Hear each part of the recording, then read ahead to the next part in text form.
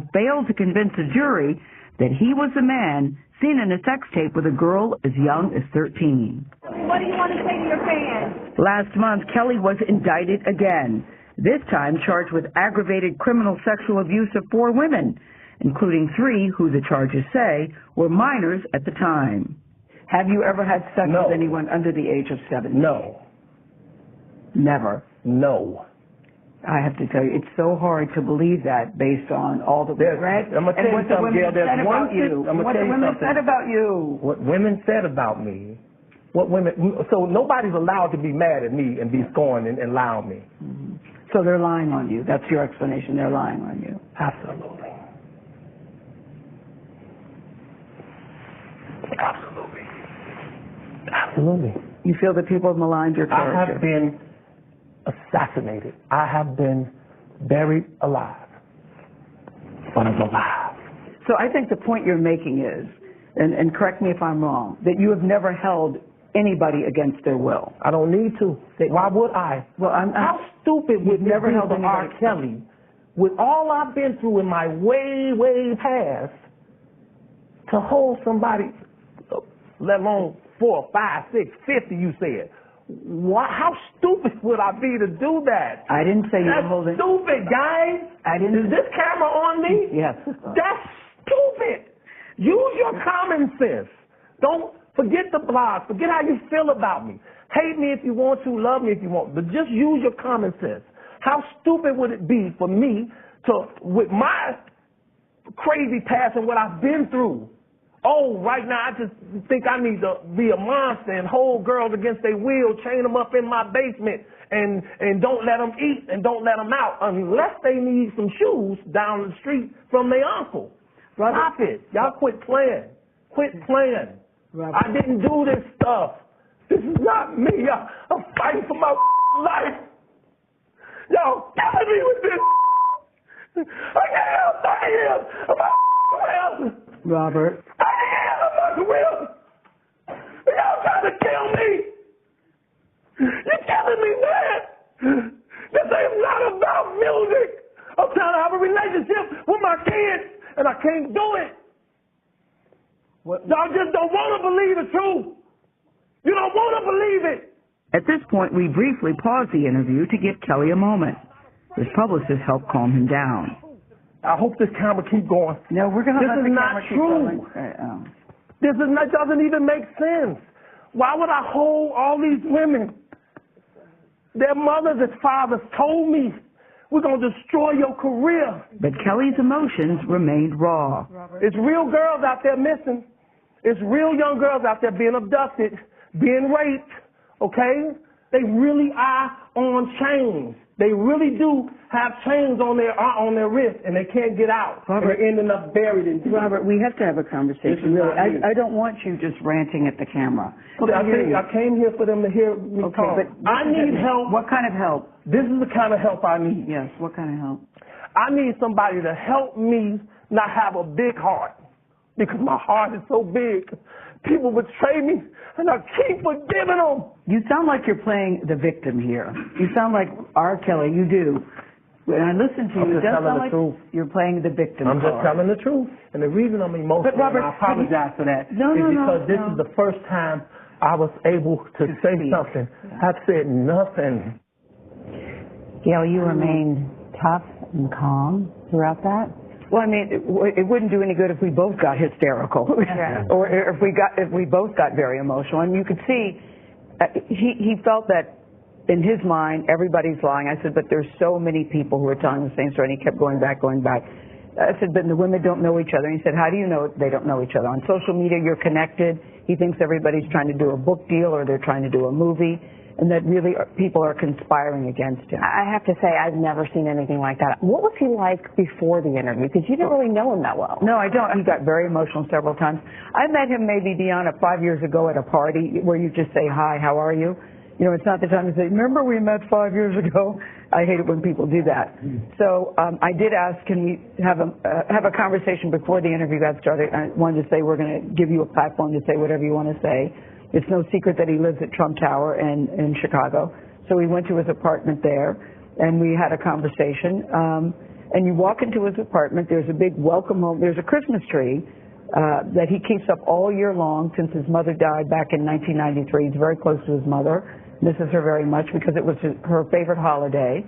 So he keeps the Christmas tree up all year long. It was like 90 degrees in there because he was resting his voice. He said he was going to be singing later. But what he is accused of is dastardly. Exactly. I think what you did, Gail, was allow him to tell his story and to see, though, his behavior, his temperament, is, I think, what is probably what is most revealing of this interview as well. The pounding of the fist, the getting up. I was worried about you. I was actually worried about you when I saw the pictures. Well, it's funny. Favorite son, favorite daughter, and Oprah all called me and said, were you afraid? Did you think he was going to hit you? I actually never thought that. I think that I thought I might get accidentally clobbered, but I didn't think that he would deliberately try to hurt me. I never felt in danger talking to him. I just felt that he had a lot of emotion. He wanted to release it. And, you know, when it was all over, we had a conversation, we said goodbye, and I think at the end of the day, he was glad that he was able to say what he wanted to say. Okay. But it's hard to believe when you say, Robert, there are so many allegations and so many accusations, and you've never had sex with anybody under the age of 17. And it took this jury less than a day to deliberate. Yes, exactly.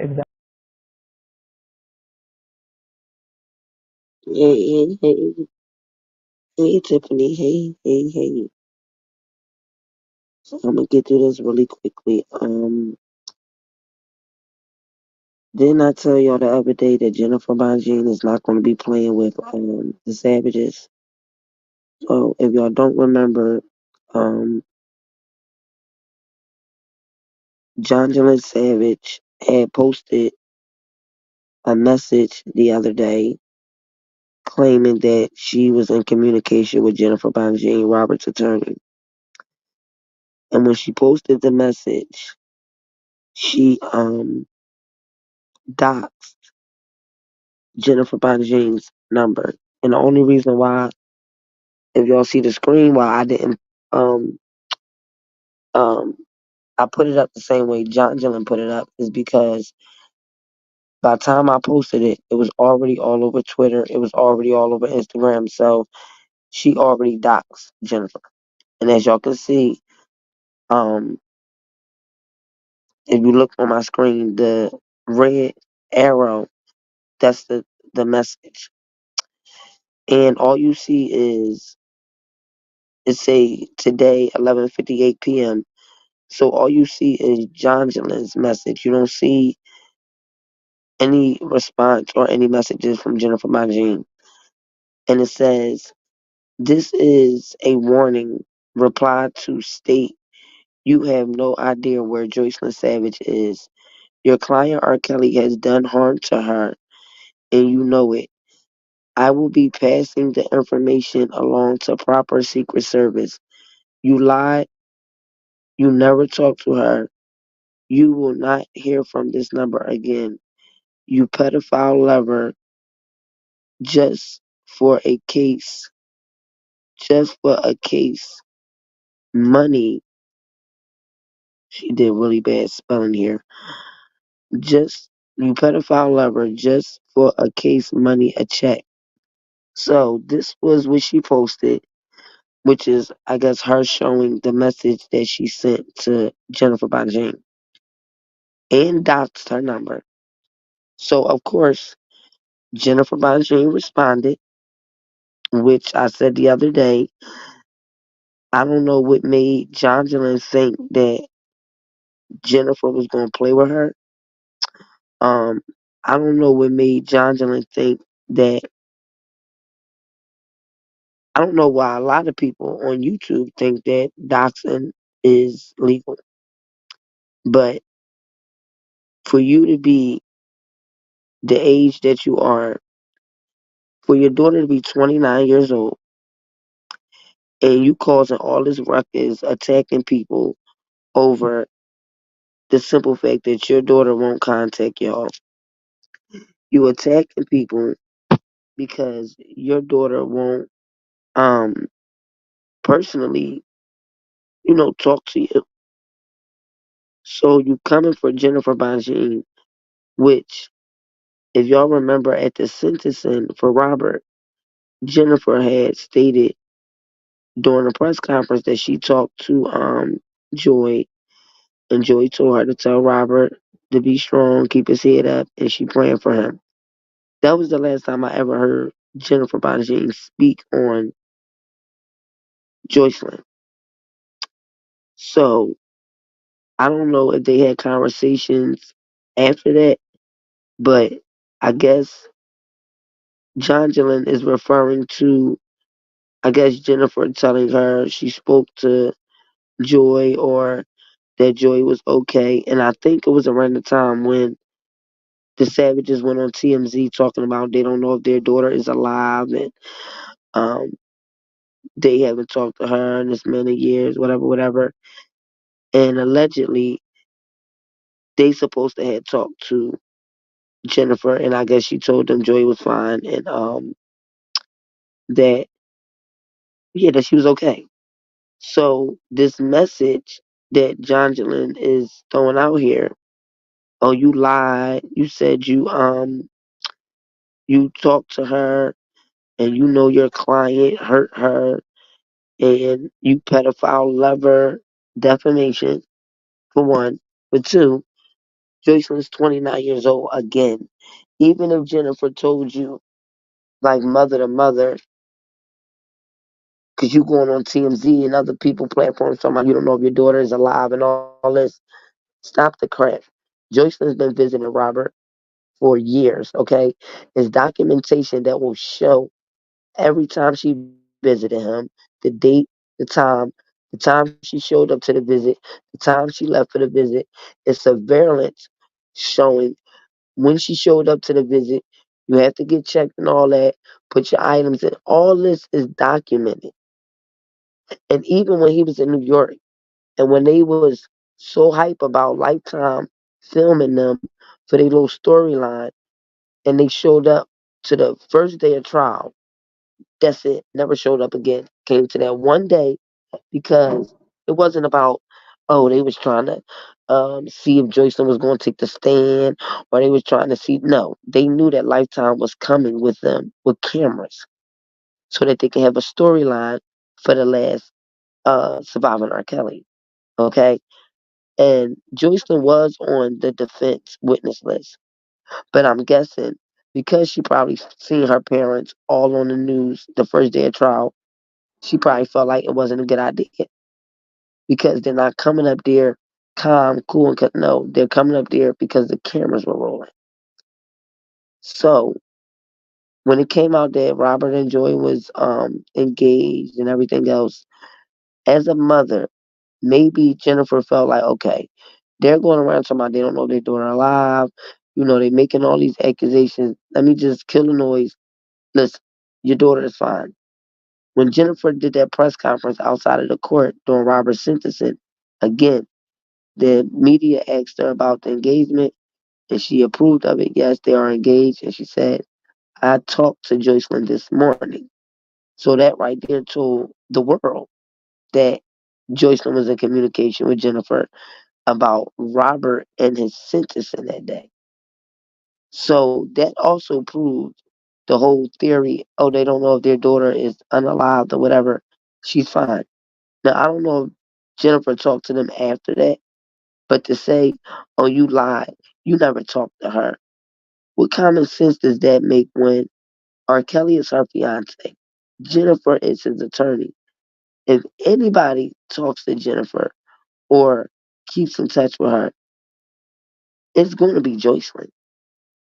That's the next closest thing to him besides his children. And if his children was on board, then they'll be communicating with, Jennifer. But even with that, unless Robert tells Jennifer to communicate with these people, she's not allowed to communicate with nobody outside of her client.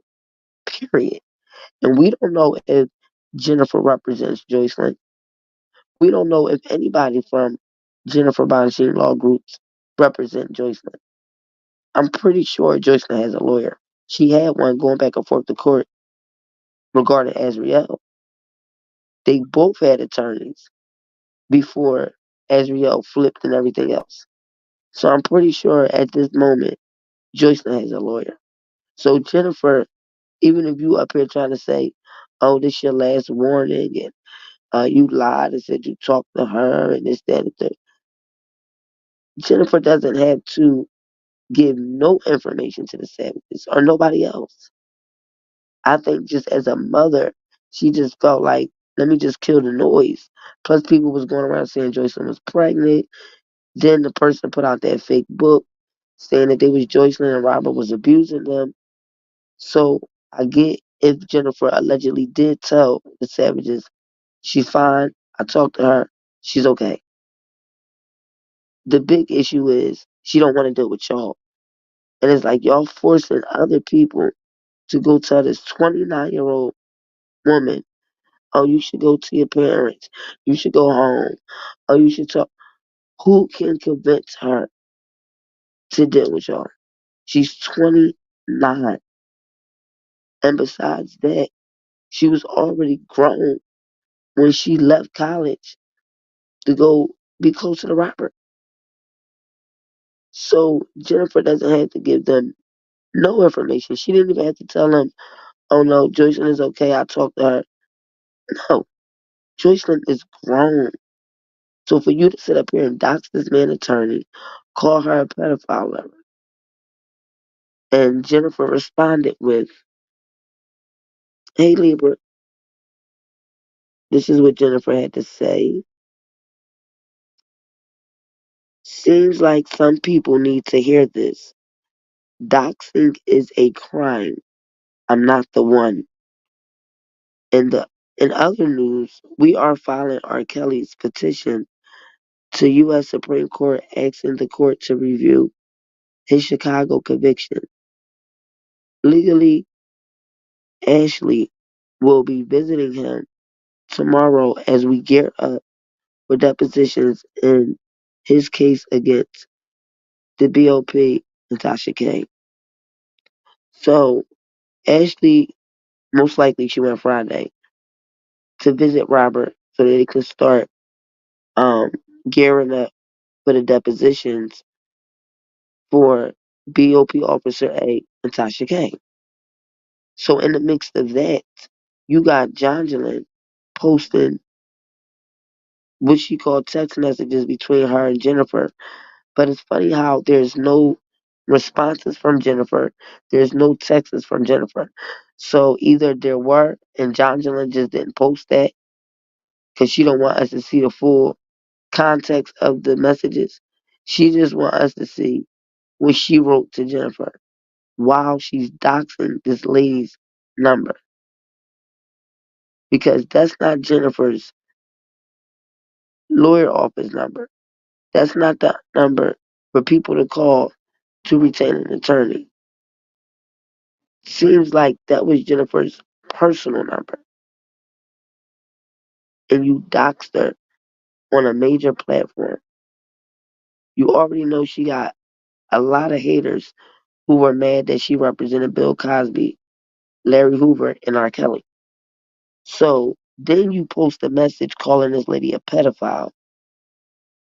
Then you post a message saying that she lied and that she knows her client harmed your daughter. Like, did you even think before you posted this? And this is why I say I can't understand people who deal with them. I can't understand people who claim they're for R. Kelly and deal with them. These are the same people that from the beginning their daughter was grown. From the beginning, they were trying to do the same thing that Clarice was doing. Come up off R. Kelly and try to get Robert to the fake, oh, he said he would be my daughter, she would be his protege. Lies and lies. Robert stated when he first met Joycelyn, again, they used Robert's tour manager, KG, and told him, put Joycelyn on the stage and make sure she's on the stage with R. Kelly. While they sent the middle sister with Joycelyn, and she was only 15 then. Let me repeat that since they want to scream out, oh, my daughter was grown when she was with R. Kelly. But you sent your 15-year-old daughter with Joycelyn to the show with KG and never showed up to get your daughters until the next morning, which I think they tried to frame Robert and KG that night. But luckily, KG was 10 steps ahead of them and got away from them, and they had to pick their daughters up, and they wasn't near Robert and KG after the show. But I think the Savages expected for them to like take Joy and her sister what to their homes. Why did you send your 15-year-old daughter with Joycelyn? Joycelyn was 18 at the time. Why didn't y'all stay at the concert if it was about Joycelyn's career, her music? Why would you drop your daughters off at this concert, at Rkelly's concert, with another grown man, KG, that you don't know? You lied and said that he came to your boutique and said that your daughters sound like the next Aaliyah, and y'all met KG through his girlfriend, and they told y'all they was gonna sign Joycelyn up to Sony. Goddamn lie. First of all, Robert is under a label. This man was never going around recruiting people for Sony. This how much y'all thought y'all researched him and thought y'all had enough to try to come up with the same um like you sounded like Aaliyah and them. Oh, he said he was gonna be my daughter was gonna be his protege, and she was just gonna go follow him around and see how how it goes with the concerts. That doesn't make any damn sense. Why would I take you around to show you how the concerts go and your daughter can't even sing? You gotta start with the baby steps first. And Robert said it out his own mouth on national TV that Joycelyn couldn't sing and that she needed a lot of work. So you just threw this whole lie out here that Robert just picked your daughter out the crowd. No, I'm sorry. KG picked your daughters out at your boutique. And the first time he heard them sing at your boutique, that she sounds so great, she's going to be the next Aaliyah, and we want to sign her. Sony wants to sign her. Make it make sense. Robert wrote music for other people business wise, meaning you got money, go through my management. This is what it costs. I'm going to write your music. The artist gets the music back. They drop their vocals. Business is done. Nobody ever talked about they had to go with him on tour. They had to watch how he did touring. They followed him around. No, no. You simply go through his management. I guess figure out what music you want, R&B, rap, whatever. Robert writes the music. He provides the engineer, all that he does. All the artists do is drop their vocals. This is why we never seen no other female artist, male artist, singer ever come forward and say that, oh, he tried to touch me. Oh, uh, when I gave him, when I went through the business to get him to write my music, instead he touched me and he never gave me my music. Why don't we see any real talented artists coming forward saying that Robert did something to them? Why is it always females with no talent that claim Robert claimed he was going to make them a star, but after Robert, you hear no music. Nobody in the industry knows them. No other artists they ever work with. It's always them type of females and them type of parents. It's never the real talented musicians. You name everybody who this man wrote for, every woman, every man, and tell me one story that they said he touched them or he they gave him money for their music and he didn't provide the business. That man don't mix business with pleasure. If you pay attention, everybody who he did real business with, why we don't hear them claims? It's always these people trying to use him to get some type of career. But when you look at their background, they never work with no other musician. No other artist knows them. The parents never had them work with no other big artists. Kelly was the first and the last. Because right now we still don't hear nothing about Azriel. How many years it's been? But her music was so out there, and she had worked with so many people. Who? Nobody knows these people besides them attaching their name to R. Kelly. And if they were so talented, why they didn't go work with another female artist? Why we don't hear about them now? After, oh, I'm sorry, they all claim after Robert they don't sing no more. After Robert they lost their way. But prior to Robert, how many albums they got? Prior to Robert, how many studios had they went to and worked with other artists? None. Zero. So the whole lie about she was his protege, the same lie the Clarys did. Oh, Robert claimed that my daughter was going to be, he was going to be her mentor. She was to be his mentee because they tried to push the narrative like they was the next Aaliyah parents and their daughters was the next Aaliyah. I don't know why people don't see that. Every parent who tried to push the same storyline, they all tried to follow Aaliyah and her parents. And Aaliyah and her parents' situation was totally different. And for one, Aaliyah had worked with so many different other people before R. Kelly and after.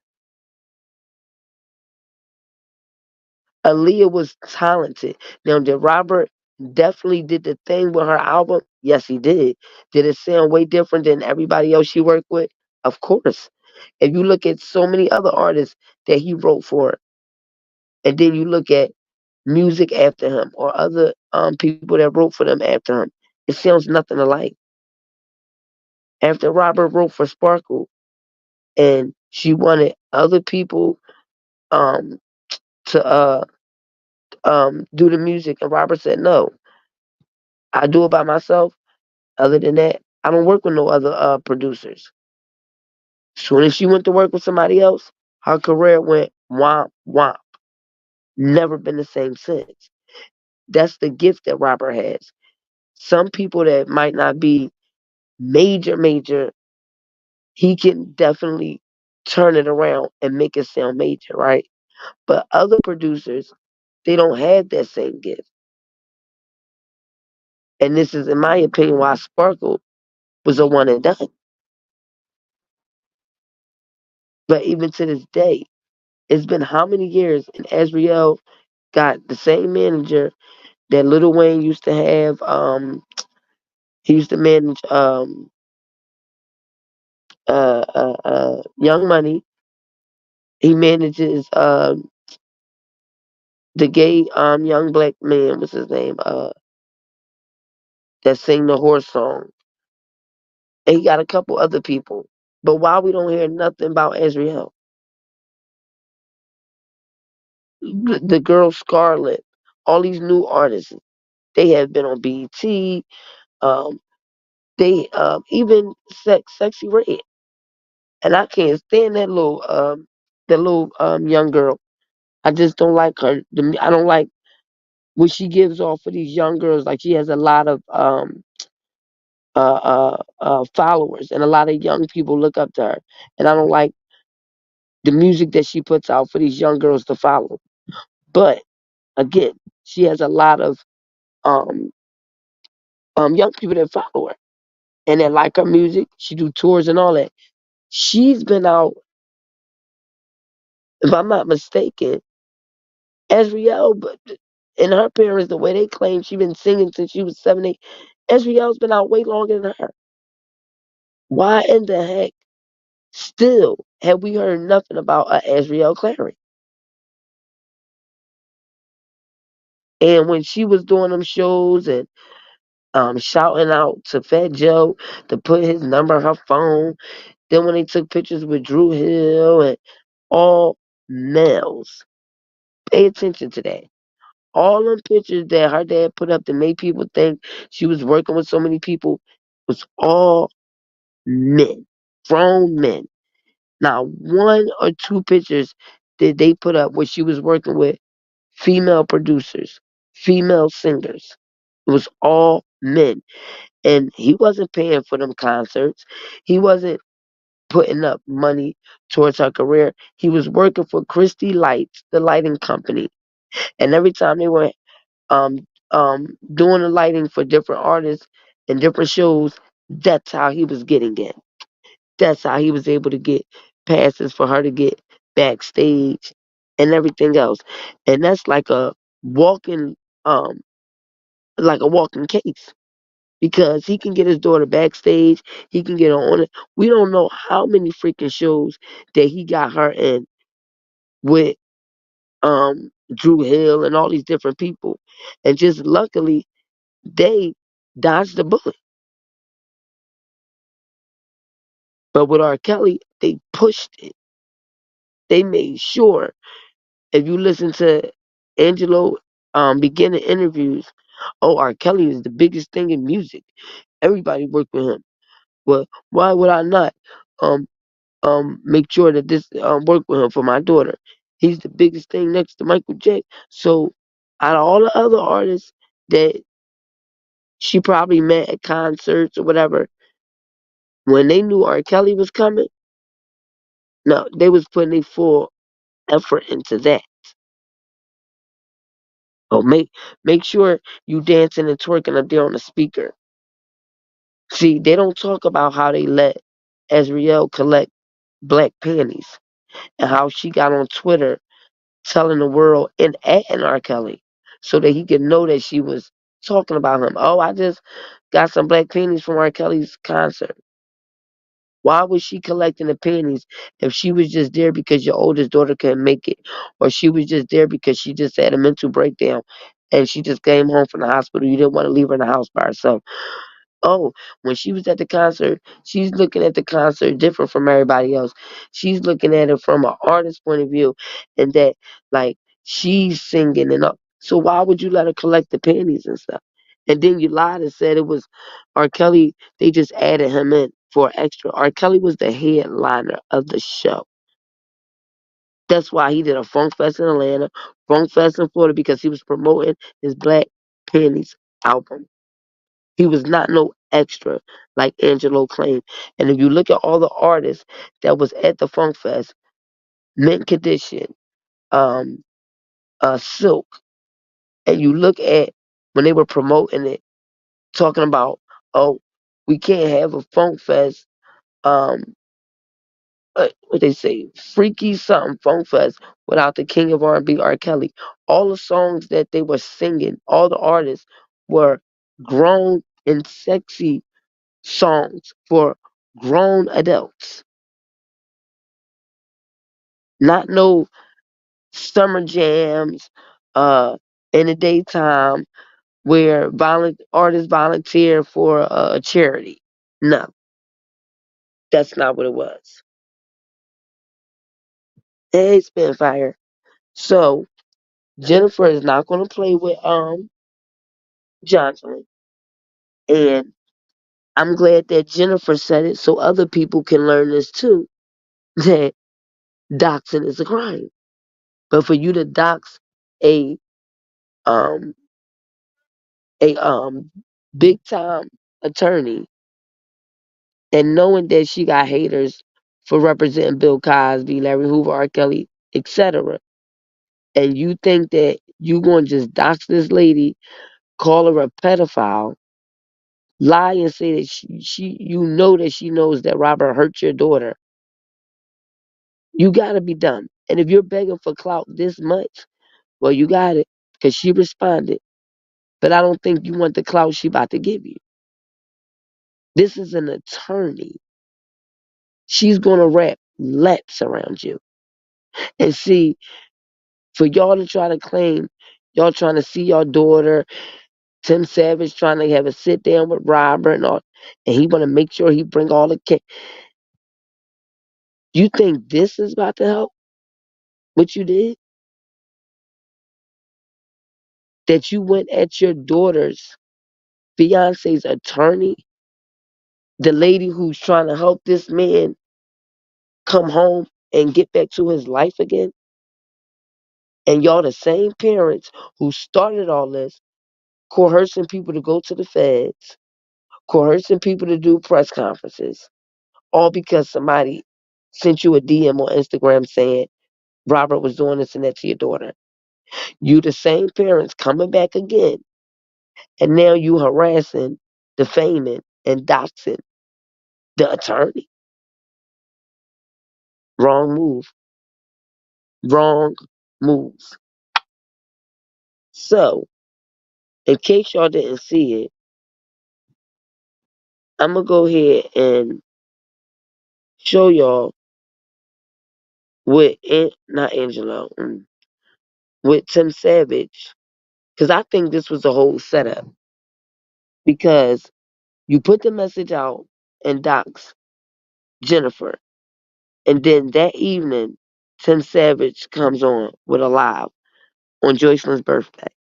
And here we go again with the narrative that Joycelyn is not alive. Okay?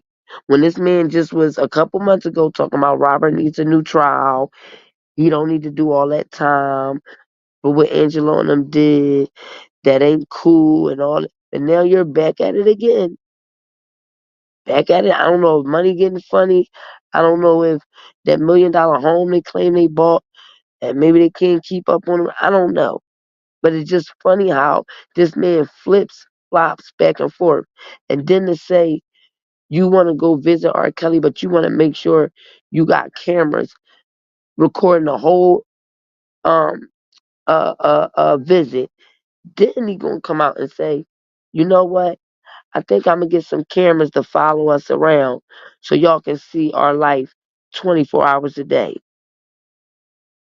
Is it sounding like a reality show to me? Didn't Angelo say last 2 years ago that him and Cash, the Savages and Cash behind the scenes, were talking about some type of documentary or some movie? Mm, mm. And it's funny, Don Russell's home. I don't know. Y'all tell me. It just seemed like Robert is about to. They're about to start the depositions for the BOP officer and Tasha K. Getting ready for that court. Daryl McDavid, Burnley, and Thomas retained themselves for Robert's Chicago appeal in May. So now it's Jennifer, Ashley, Daryl McDavid, Burnley, and Thomas. And now the trial for Minnesota is Jennifer and the new attorney. Start with an M. I can't think right now, but I'll before this live over, I'll say his name. So they'll represent Robert for the Minnesota case. So with all this going on, all of a sudden y'all come out with this, and I don't know if Jongelin is tripping or what, but for you to actually put this out, dox this lady, call her a pedophile, lie and say that she knows that Robert harmed your daughter, this is her warning, and you're taking this to some type of secret service. Like, is this lady going crazy? For your daughter that's 29 years old. And like I said, is multiple receipts to show Joycelyn visiting Robert in Chicago, in New York, and even as recent as Butner. She doesn't miss a visit. So it's documentation to show dates, times, when she got to the visit, what time she left for the visit, surveillance showing her showing up, surveillance showing her leaving. So to say we don't know if she's alive, we don't know this, we don't know that. Even when she was visiting him in New York, and y'all brought y'all happy behinds up there to the trial, and we all standing outside, and y'all just loving the cameras. And I knew it when y'all came to the corner. I kept saying to myself, "Who was them people walking with them?" But they had like iPhones with the little pole thing. I forget what they call that on the phone. So they didn't look like the regular media. But I kept saying to myself when I was coming in and out the hotel, they were in the same hotel. And I said, wait a minute. When the people that they was with start walking up to the R. Kelly supporters and fans talking to him, and I said, wait a minute. Jo- what's her name? The chick from Chicago. The one that with Sparkle. Can't think of her name. Start with a J. She was on the side of the courthouse with the same people. It took me no time to put it together. That's Lifetime. Damn sure enough, when that Surviving R. Kelly came out, they showed them walking around with the Savages. They showed them recording the Savages in a hotel, recording the Rogers in a hotel.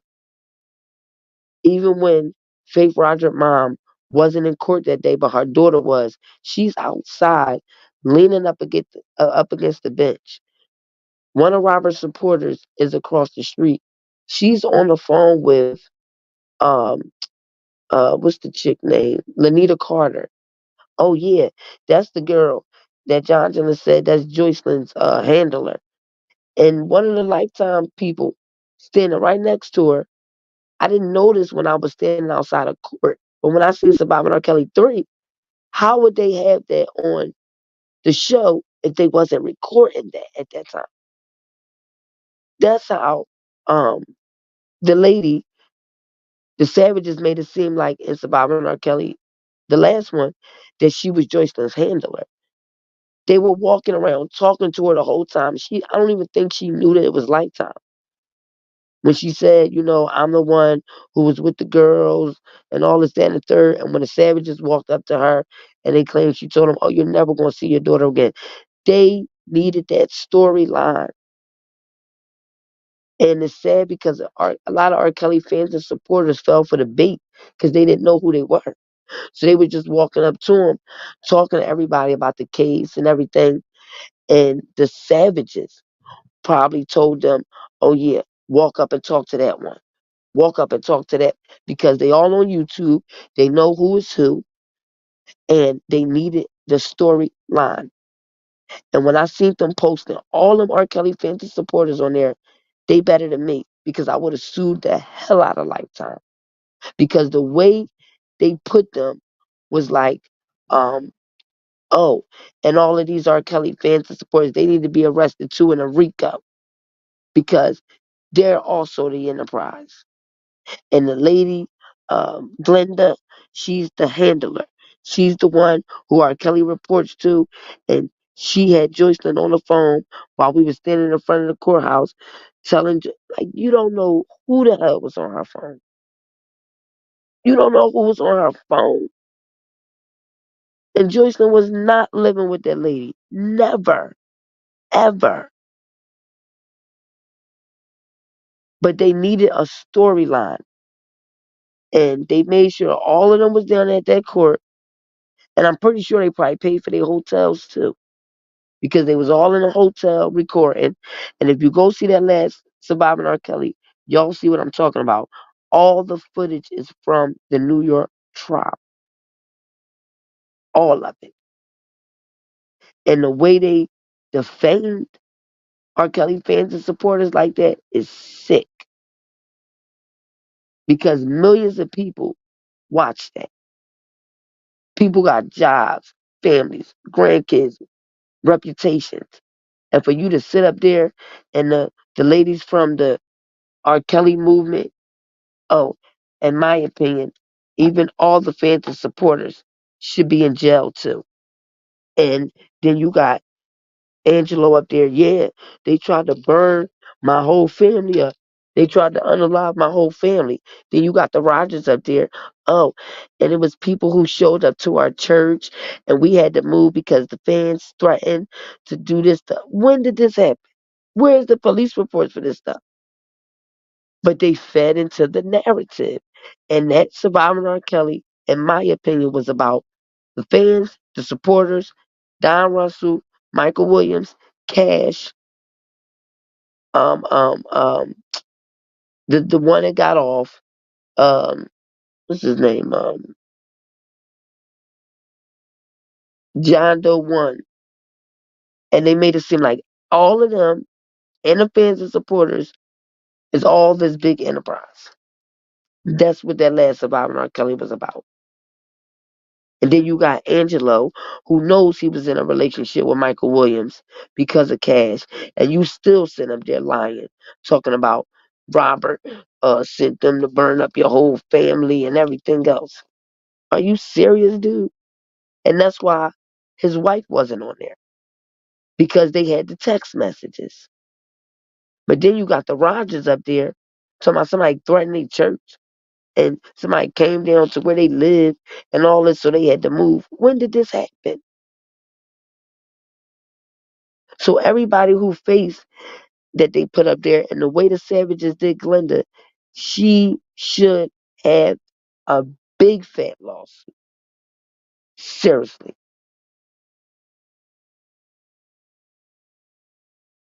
Like, these people have, and the way they play with a lot of fans and supporters' lives too, now Jennifer can see how these people really play. Because if Jennifer did have a conversation with her, and like I said, as a mother, Jennifer being a mother, she might have just told her, you know, Joycelyn is fine, she's okay. And it probably was around the time, like I said, Robert's sentencing. Because when we came outside after the sentencing, Jennifer did a press conference, and one of the reporters asked her about the engagement. And she told them, yes, they're engaged. And she said, I just talked to Joycelyn this morning. She called me and told me to tell Robert to be strong. She's praying for him, etc. So that killed the narrative right there, that Joycelyn was unalived and everything else. So allegedly, I don't know if that's around the time that Jonjolyn's claiming that um, Jennifer told her that she talked to Joycelyn or whatever. But now she's saying in the text message, you lied. You said you talked to her. You didn't talk to her. You know R. Kelly harmed her. What? You pedophile lover representing him for money. Lady, you are out of bounds, and you're going to really see the fight that you just started with an attorney. And I don't think your Gerald Griggs can get you out of this one. So let me let y'all hear what Tim Savage had to say.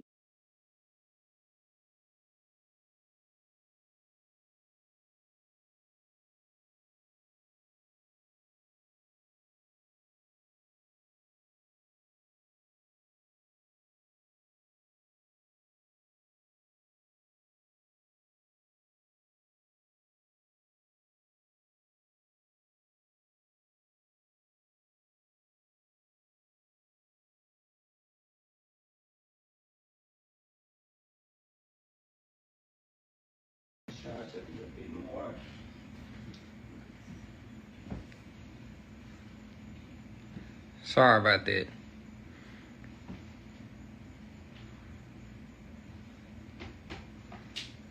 What's going on, everybody? How y'all doing? Hey.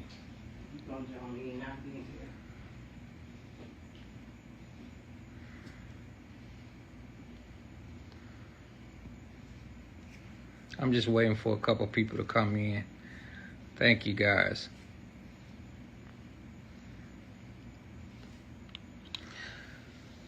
Boy, I need to cut my hair.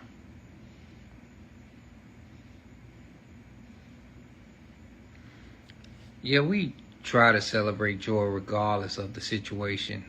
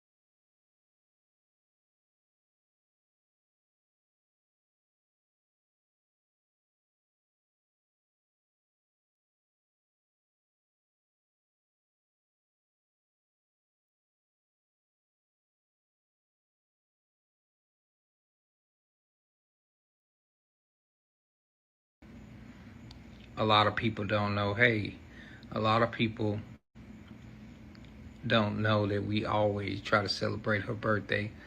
It becomes hard to celebrate.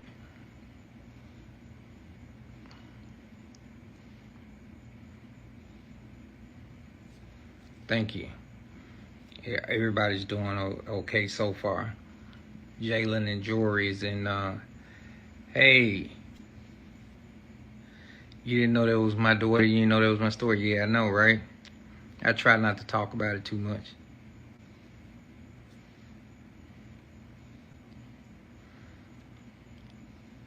Hey, Koska, how you doing?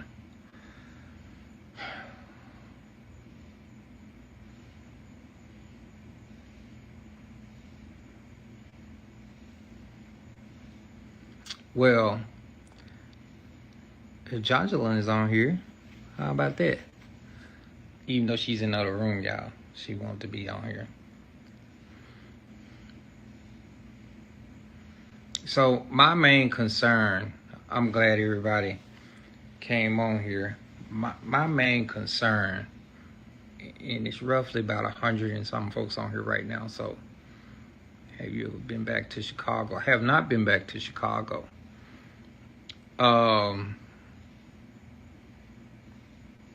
That's one thing I have to find out what's the best strategy and what's the best ways of making moves on this. You know, I was me and Jonjolin was looking at a movie called Frankie and Alice one night. If y'all never seen that movie, Halle Berry was the actor on there, and Frankie and Alice was she was schizophrenic, and only reason why she became schizophrenic is because of the trauma that she went through in a younger childhood, which is a true story, by the way. It's one of the writers, it's a long story, but I kind of inherit some of her stuff. But anyway, the writer that wrote the movie, is a very true story. So it made me think about all the trauma that Jocelyn has experienced over this whole entire thing. And she could be in a situation where she could be schizophrenic. I don't know. Sometimes schizophrenic people have 3 different personalities, and it comes from trauma.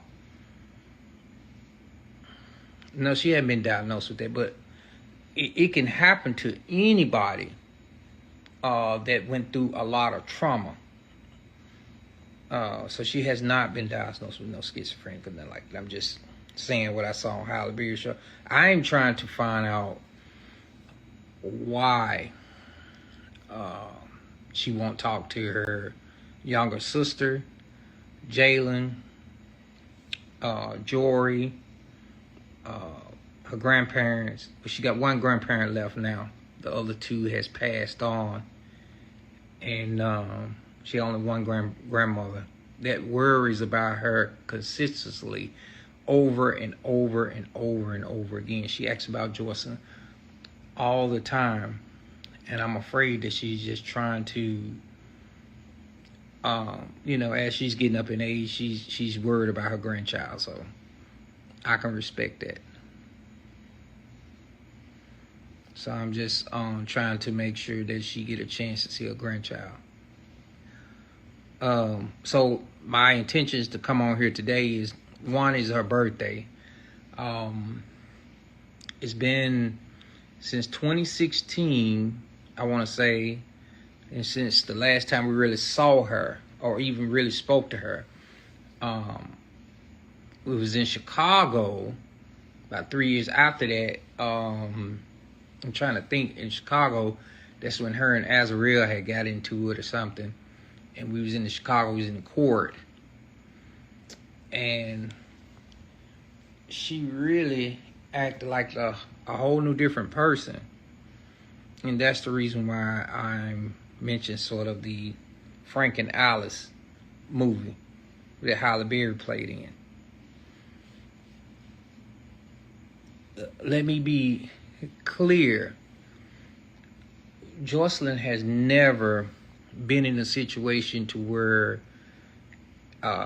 anybody that I know have ever touched her, ever did any bodily harm to her.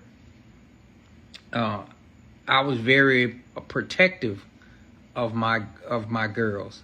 I'm very protective of them. So for her to be in this type of situation is very hard and for me to go through. Of course, she was 19. She wasn't under the age of 18. Well, I haven't done it on her social yet. An alert on there. Since it's certain things you can do when you have a young lady that's of age. There's certain things you can do and try to help her. Just as in the movie Frank and Alice, you know, when people get of age, even though they're going through a lot of trauma and they don't even recognize the trauma that they're going through, about time they finally realize it can be too late, or you can help them, you know, try to get through the trauma that they're going through. So my intentions is, one, yes, private investigator. That is one that needs to happen. And Azrael, do you know if Azrael has any communication with her? I don't think so. The best of my knowledge. You know, I try to stay away from the Clares as far as possible. I don't deal with people who are not on the same level I'm on, or I don't even like to talk about the Clares or Alice or Angelo or his daughter. I like to leave them folks on that side of the sand, and I'm on the other side of the sand. Whatever they got going on, they just keep that over there.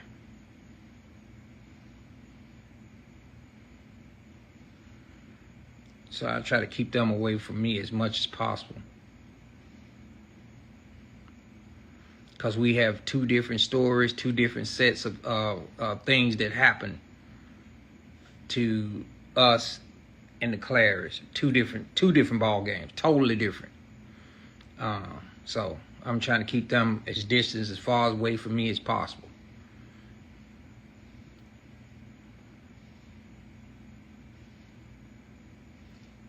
Why y'all at odds with both?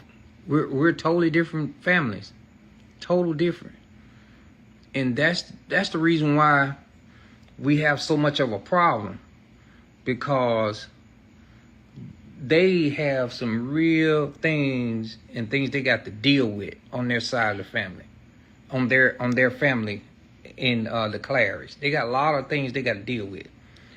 My thing I have to deal with is trying to find out where is Jocelyn and to make sure she's fine, healthy, and okay. That's been my thing from day one. And it's kind of hard to deal with that when you have the other family come up in your situation all the time, because we're not on the same level in no form or fashion. We're on a whole new different Richter scale. They on that sand over there, and I'm over here. Whole new different family, whole new different situation. I try to keep them separate. My thing is, well, that's my sister on here. Oh, girl, I didn't know you was on here. Hey, what's going on, big sister? Y'all didn't know I had a sister. Yeah, she on here. Hey. So I'm trying to find out, one, is Jocelyn still alive? I'm just keeping it real with you. Two, what city she's in. Three, we need to clarify a lot of stuff that's happened in the past. Even with Rob, I'm going to, I want to visit him in prison. I want to make that happen. I want to visit him in prison. And I want, when I visit him in prison, I want it fully recorded. Nothing be left out. Nothing to be untold. Because you guys deserve to know everything. And Rob is not telling everything. And that's where we have a problem. So you guys deserve to know that. And I think that the world deserved to know that. It became a worldistic thing that what happened between Robert and Jocelyn and Savages and so on. So I think that it's only right for us to expose it that way. They need to know.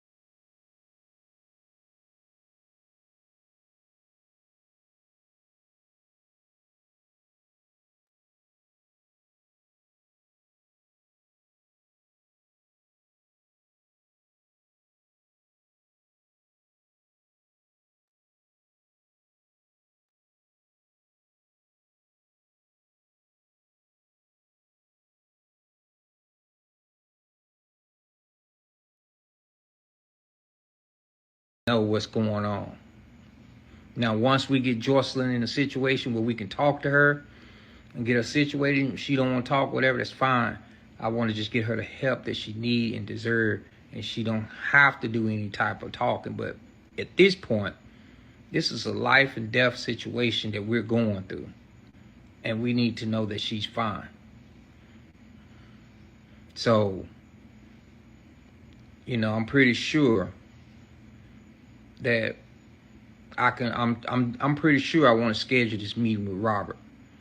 And if there's any way possible, I would have live stream from like right now until the time I put my hands on my daughter to make sure, hey, Lisa, because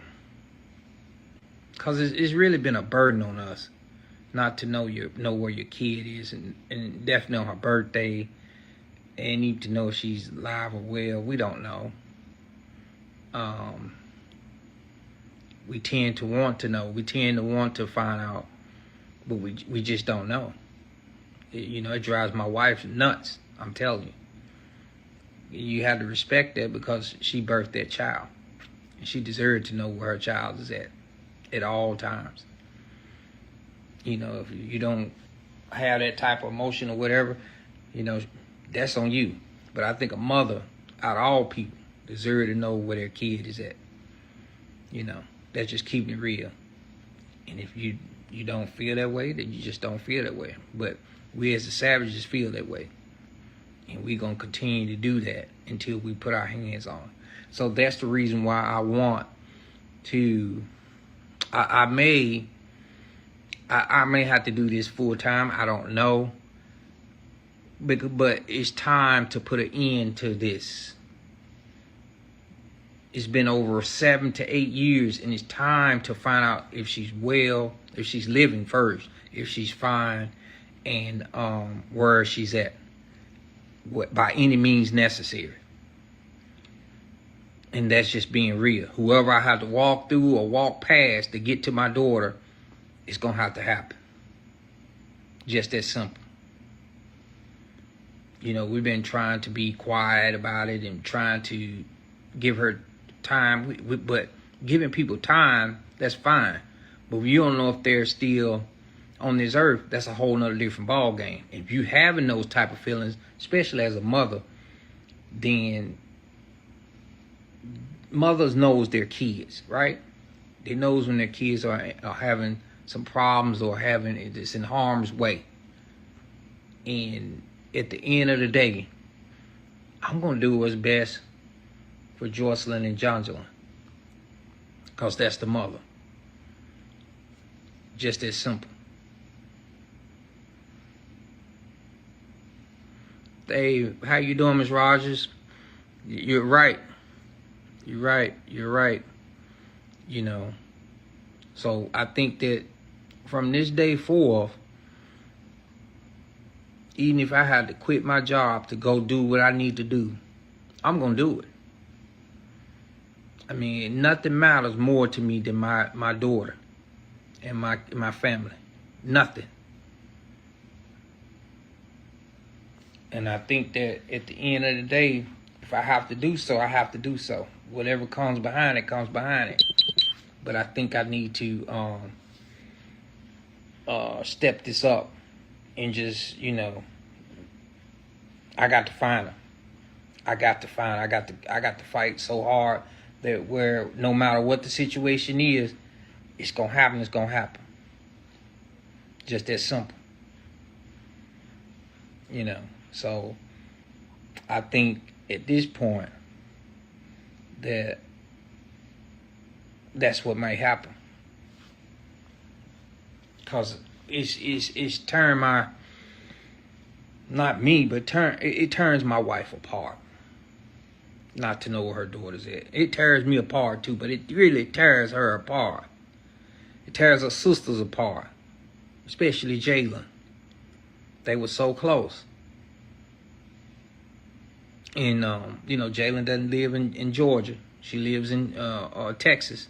But at the end of the day, she could have went and stayed with her. This is, guys, this is very serious. I'm very serious about what I'm saying. It's just keeping it real. I'm very serious. I have tried to contact, I've contacted Rob's attorney. And she's telling me that Jocelyn's fine. Well, she's saying Jocelyn's fine, but she can't never get me in touch with Jocelyn. See, there's a lot of things that I think that I need to have you guys to see on a daily basis what we go through when it comes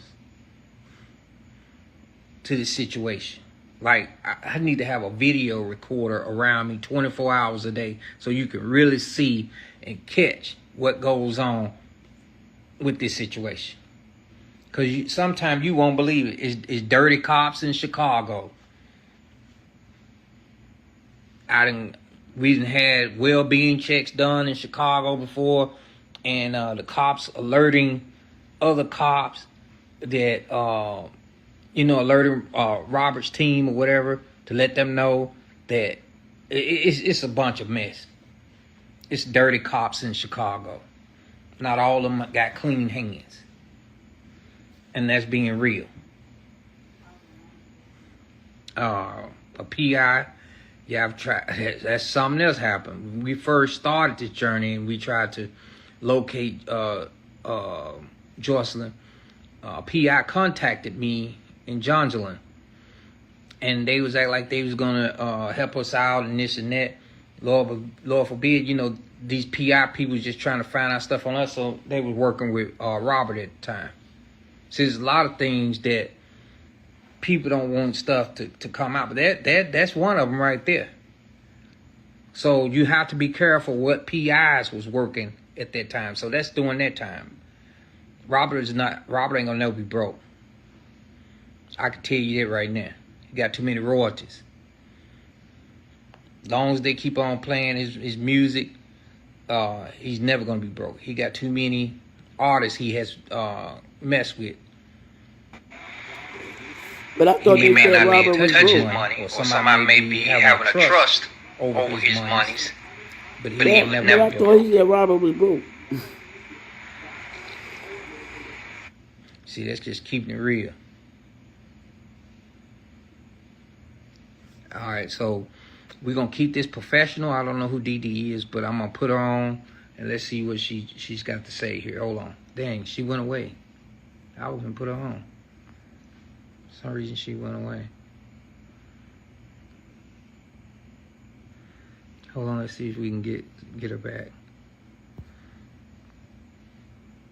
Maybe she may know something that I don't know. Oh, let's see here. She said, "Hey, Timothy. Yeah, I tried to put you on, but some reason, try to do a request again, and I can put you on the video, if you don't mind." Okay, let me see now.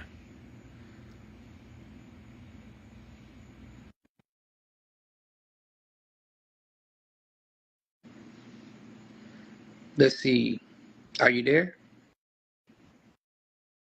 I don't know why I didn't. Hold on. Okay, there you go. Hello? We can't hear you. No. Oh, there we go. Okay. I I can don't have any barely hear personal you. advice. No. Should I type instead? I'm sorry. Can I can't see your face for some reason. It's kind of dark in the room. I apologize.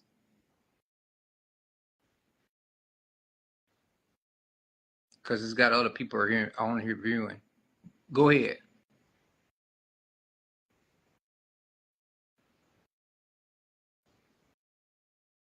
Hello?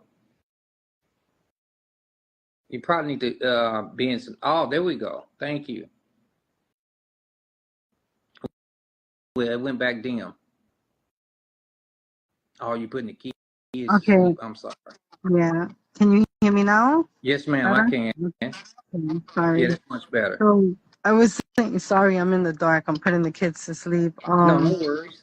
I don't have any personal advice, because I've never been in this situation. But what I can say is keep fighting. Don't give up on her. And I feel like you guys are doing a great job with continuing. That's much better. Right there. That's really big. I've been trying to make that happen. But just keep ignoring them and keep staying strong. Right. Thank you. I really do appreciate that. Welcome. Me and my wife do appreciate that because it's been hard now. I'm not saying I'm perfect, but at the end of the day, we didn't do nowhere near where what these other families has done. And I'm just keeping it real. That's just.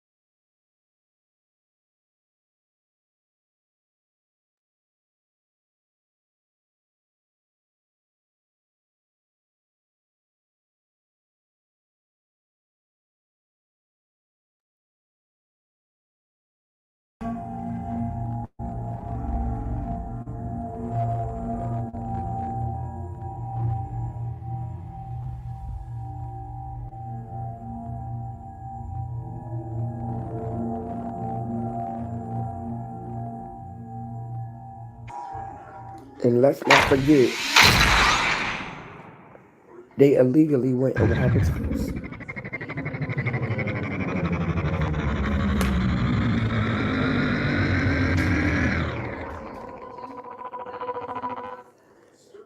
They illegally went in Robert's house and recorded it.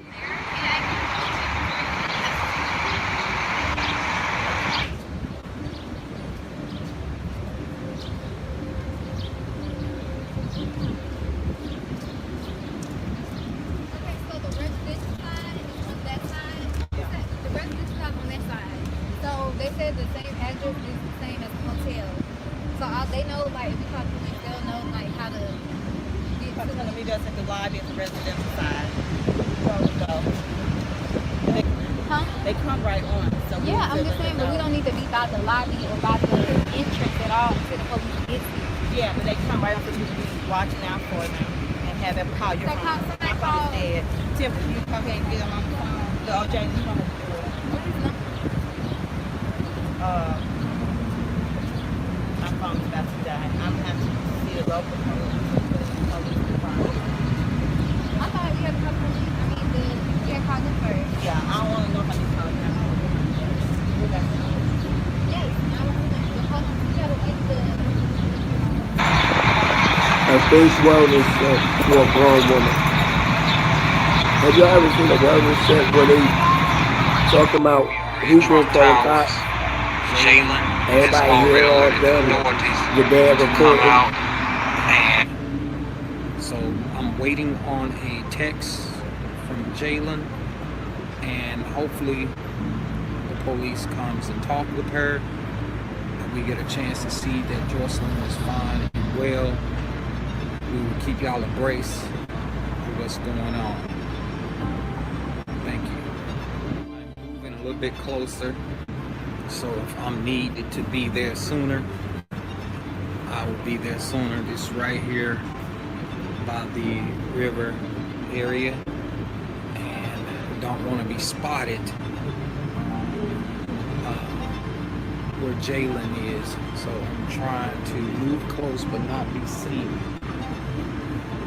So what I'm going to do is move a little bit back farther because I'm a little too close. I don't want to alert Robert Sylvester Kelly, no one else. So I'm going to move back a little bit farther away. Just a little bit, because I want to give no alerts that I'm close where Jalen's at.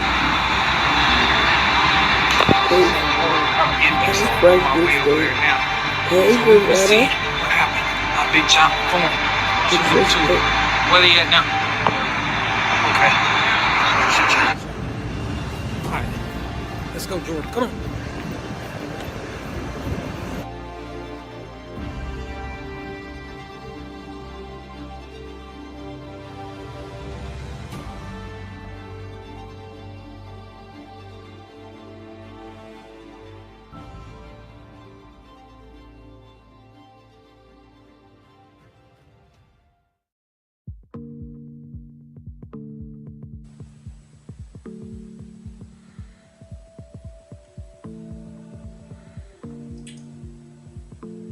visit the Trump Towers.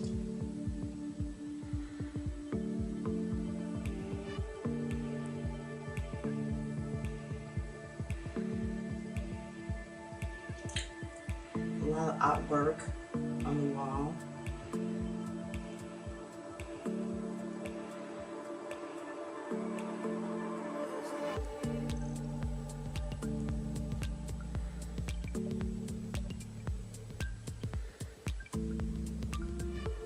Rkelly's bedroom.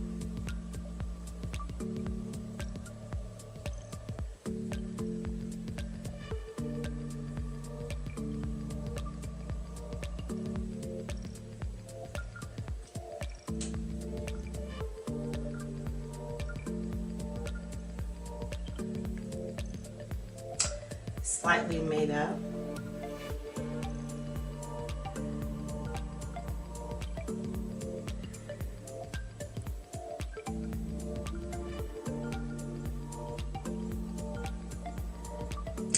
Rkelly's living room area.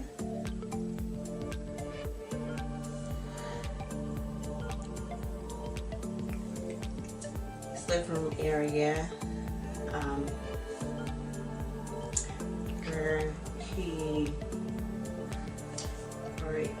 did a lot of his entertainment in. You can see boxes on the floor as to where some of the young ladies were preparing to leave and packing up their things to evacuate the Trump.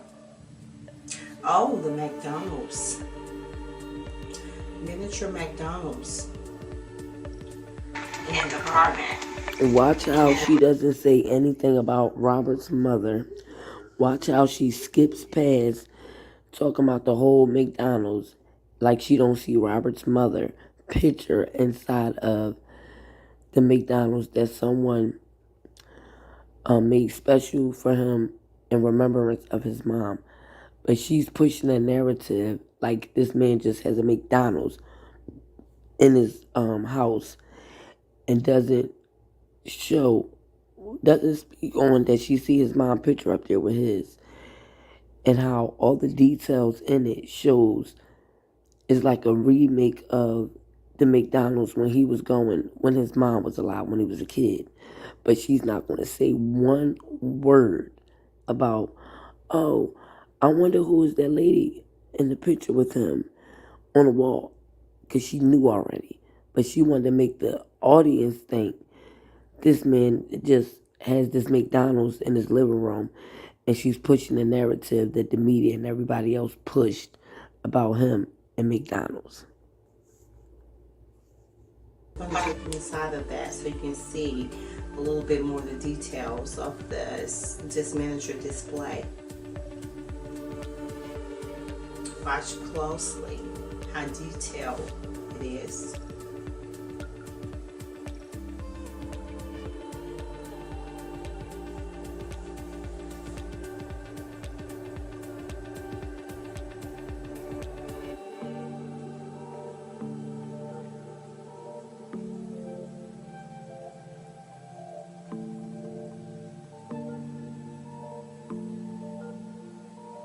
That was a shocker to see, a miniature McDonald's inside the apartment. Look at the details, and I think on the wall as a basketball jersey and a basketball. You know what, Henrietta? When they showed at the beginning the wellness check, if y'all remember, that same footage was on one of the surviving Rkellys. And then they put that this was filmed 2019, like trying to make it seem like they did the wellness check and then Robert was arrested on federal charges, right? But I think that it was two different dates with the scene with the wellness check and then the scene of John Jones' daughter illegally entering Robert's home, recording in the Trump. I think the recording of the Trump is when Joyce and Azriel had that fight, and Azriel let them in after Joyce was arrested. Because if you notice, the boxes is the same way how they were when Shabazz was just in there with the whole fight. And Azriel told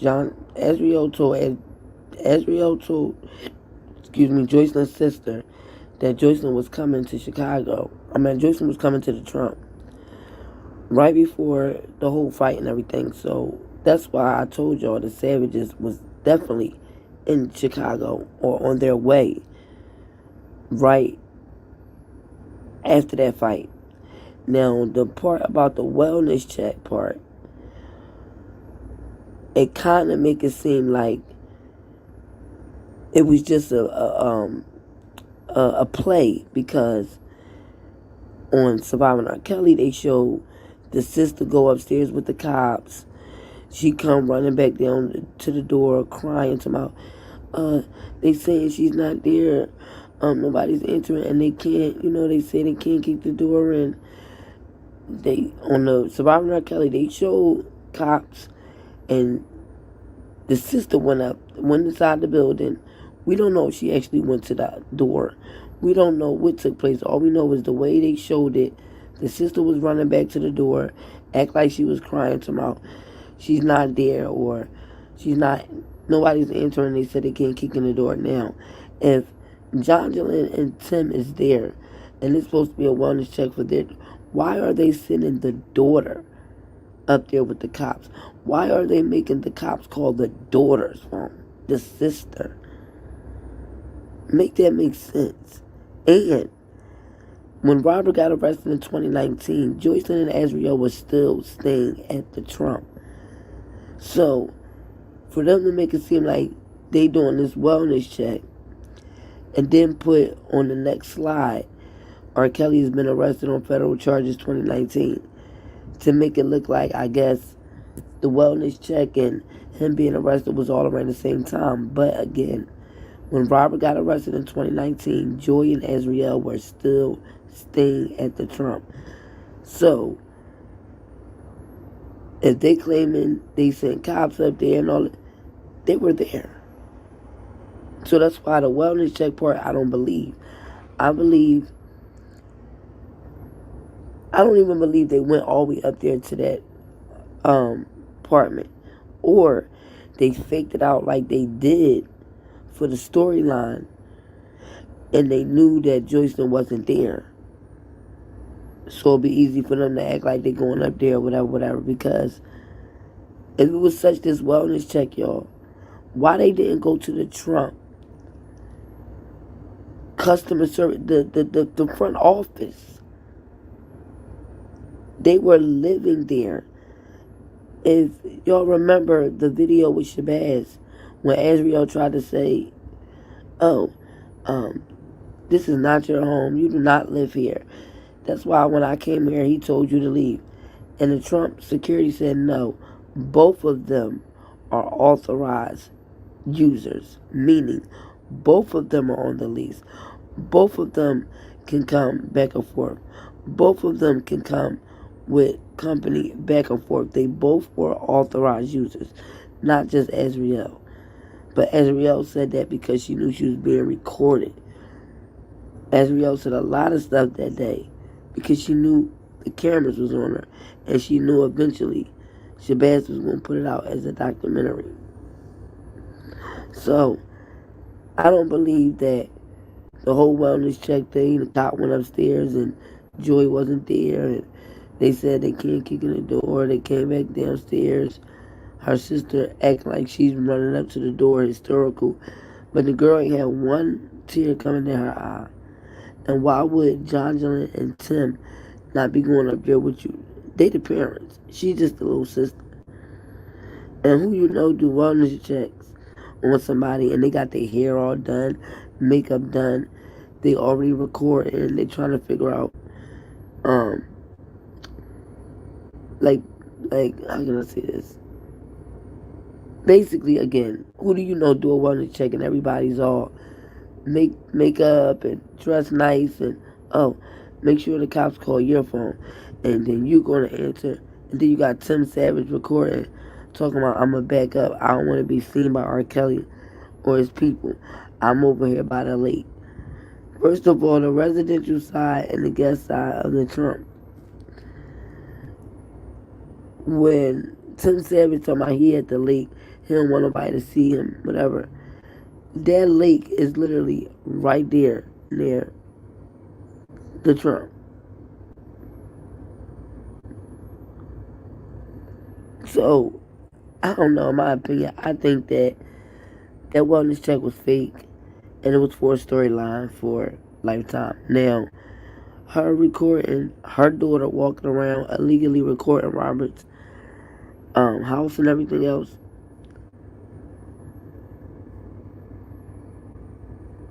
And then for the sister to play in the whole game with her parents, just so she can get some clout and fame.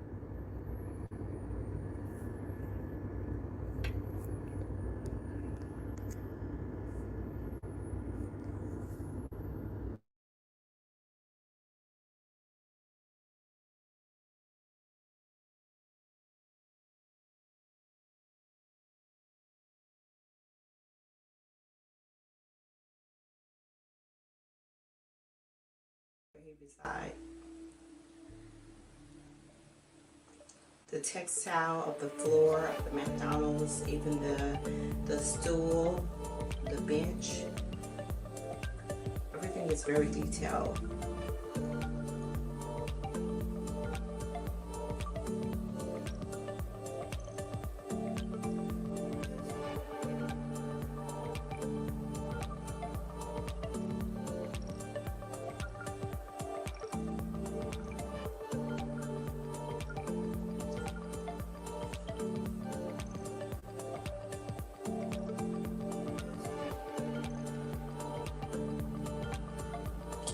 M. Robs.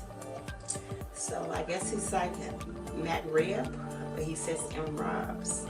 So all of this is part of the miniature display of the McDonald's house that he has in his apartment. See how detailed it is? The detail with the stools, the signage, the fixtures. It's very detailed, even to the flooring, the textile of the floor with the red and white textile.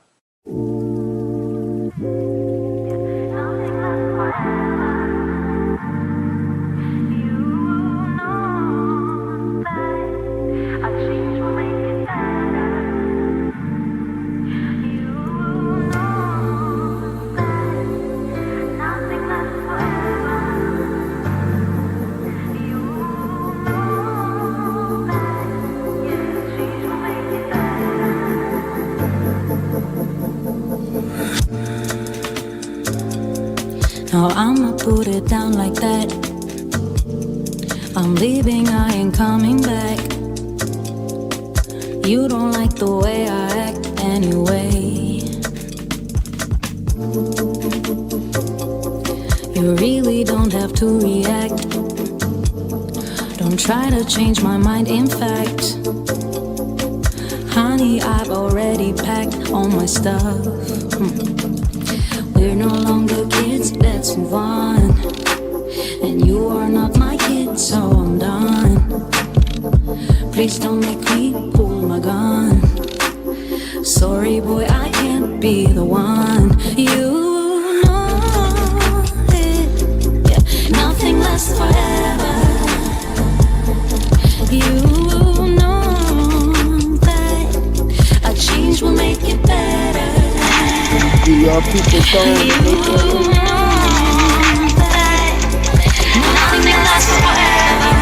Do y'all peep the song they playing? I gotta pack my stuff, nothing lasts forever. While the sister walking around recording all Robert's home and was dumb enough to go in the bathroom where we could see the mirror to see who's the person behind the camera. And I don't know who told them that this was legal for them to trespass in this man's home. And I think Joycelyn was in jail. I think this was the evening, or towards the afternoon evening that she got arrested. And I guess Azriel and her dad didn't care because they didn't stole everything anyway. So they figured, oh, y'all can go in there. I don't care because they got everything they needed. So we don't know if other things that were taken got the savages on it. Because again, I don't care if Azriel, her dad, told y'all can go in there. Joycelyn wasn't there. Allegedly, Joycelyn was in jail at the time. And even if they said they letting y'all in, that was the dumbest move y'all could have made. I would have been like, no, I'm good. That's trespassing. You ain't about to get us on no charges. That's that man home. But no, y'all wanted content. So y'all were dumb enough to say, oh, we'll take the offer up. And then you put your youngest daughter in a situation where you let her go in there and record it. And then you take it and put it out on YouTube.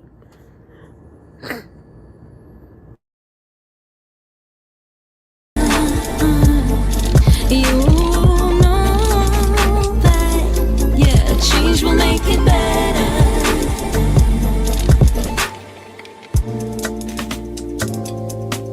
There's no one to blame, you see. Maybe we're not meant to be. There are plenty more fish in the sea anyway.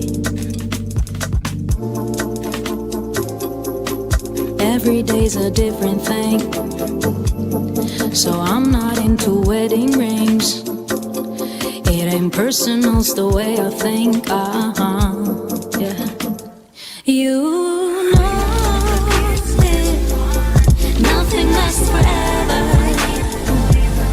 And you know it, yeah, that a change will make it better. You know it, yeah, that nothing lasts forever. You know.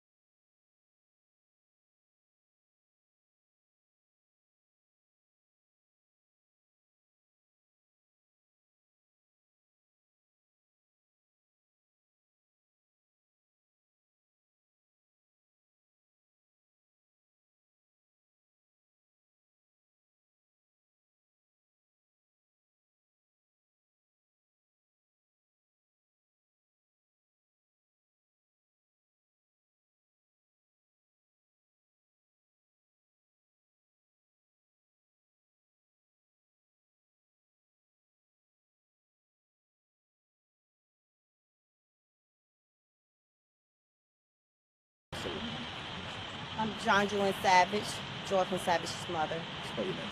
Spelled Jonjelyn, John Julian Savage, Savage. And we're here this morning.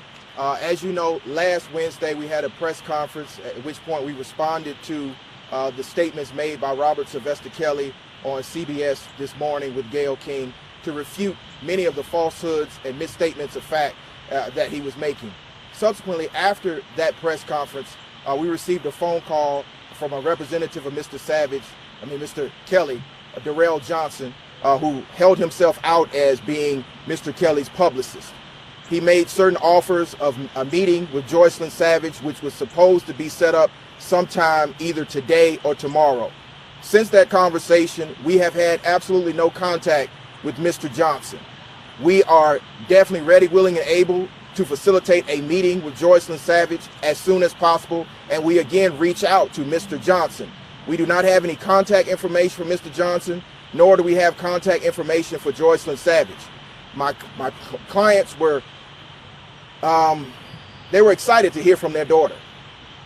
It was a short conversation. I think that a longer, prolonged conversation would be very necessary in this case so we can get to the bottom of what's happening, and we are ready, willing, and able to facilitate that.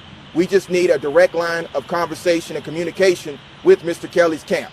We also want to refute many of the falsehoods that were stated over and over and over again. First and foremost, Mr. Timothy Savage has never met Mr. Robert Sylvester Kelly, never had a conversation with Mr. Robert Sylvester Kelly, never asked for anything from Mr. Robert Sylvester Kelly. There seems to be a photo floating around social media of Joycelyn Savage with Mr. Kelly. That further corroborates our statements from the past, that she met Mr. Kelly at a concert where she was flown out to Palm Springs, California, and that's where the photo is from. At no point have the Savages tried to or engaged in the selling of their daughter for the purpose of money. That would be a crime. My question is, if Mr. Kelly made that admission on national television, it's time for the prosecutors to move. What we want and what we've always demanded from the very beginning, and we're a little disheartened this morning, is a meeting in person with Joycelyn Savage, which we were promised on Wednesday. Since Wednesday, day after day after day have passed, public statements have been made by Mr. Kelly and members of Mr. Kelly's team, but yet no one has called the office line at this law office, which has been in constant operation, to set up a meeting. This further underscores the deception and the continued false public narrative that is being placed out there in front of the media and in front of social media by Mr. Robert Sylvester Kelly. If nothing nefarious is happening, it's very easy to pick up the phone and contact my office so we can set up that in-person meeting. I want to now bring Joycelyn Savage's mother, Joycelyn Savage. She has a personal message for Joycelyn that she's hopeful she will see, and reiterate the fact that this family, from every single step in this case, has tried to reach directly out to Joycelyn Savage to set up a meeting. I'm Joycelyn Savage, Joycelyn Savage's mom. I speak behalf this morning on her father as well as her extended family. Joycelyn, if you do hear my message, please know that your mother loves you dearly. All the lies, manipulation, things that you've heard about your family, that we took money, that we don't want to see you, those are all lies. And Mr. Kelly has deliberately kept you from contacting us so that he can further make you believe those lies. None of that is true. None of that is true. And if we have the opportunity to see you one-on-one without Mr. Kelly's team present, we can get to the bottom and the core of the issue at hand so you can know that you've been manipulated. I have no doubt that you have feelings for Mr. Kelly, but it's something seriously wrong. When we started this fight over 2.5 years ago, only thing we asked simply was for a phone call to know that you was okay. I reached out to Mr. Kelly's phone multiple times, no calls. And now over 2 years later, the world sees that he's still keeping you from calling your family. So our reasons as a Savage family was not to go on a big publicity stunt, or some people say we're clout chasers. No, we're not clout chasers. We are concerned parents of our younger daughter, who was 19 at the time that she met Mr. Kelly. We just want to make sure she's mentally, physically sound, healthy, and that she's not being mistreated in any way. But as the broken promises continue, and we don't hear from her for weeks, months, years at a time, it's something that's seriously wrong. And I urge you, Rkelly's team, please allow us to have a meeting with our daughter as soon as possible. We're ready anytime. Thank you. And so the details are real easy to work out. We can meet at my office. You can have a third party present. We can make sure that the meeting is Either record it if you want to, whatever's necessary. But we want to make sure that this family reestablishes a relationship with their daughter. The purpose of all of this from the very beginning was because of the manipulation and the distraction that was occurring. We need to make sure that Joycelyn Savage is okay. If everything is okay, Thursday, she could have been here. Friday, she could have been here. Saturday, she could have been here. Sunday, she could have been here. It's Monday morning. We have not heard from Darrell Johnson. We haven't heard from anybody from Mr. Kelly's team, and we haven't heard from Joycelyn Savage. So I'm sorry.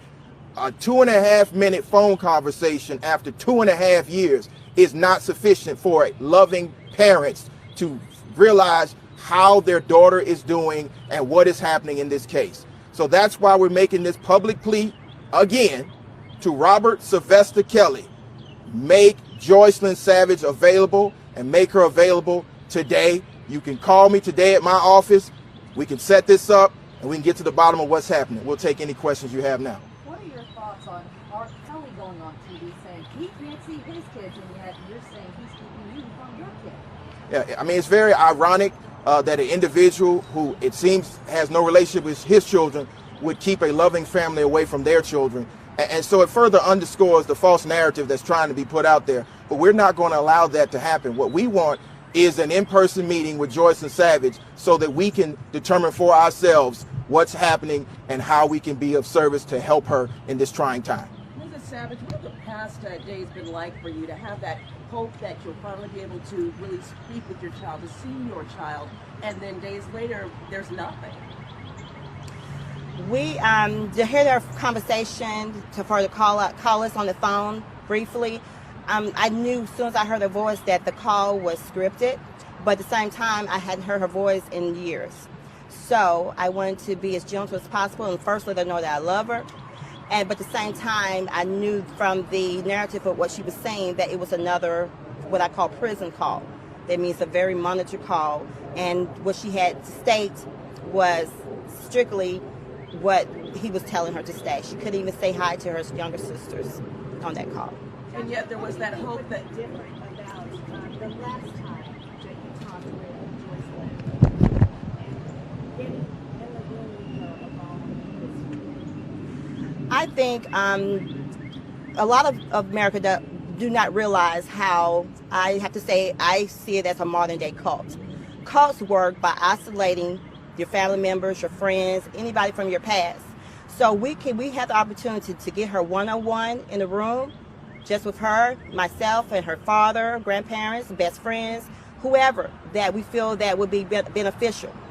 I believe that the conversation will go a whole nother way and that she will eventually realize slowly what she's been going through. So you're planning on doing an intervention?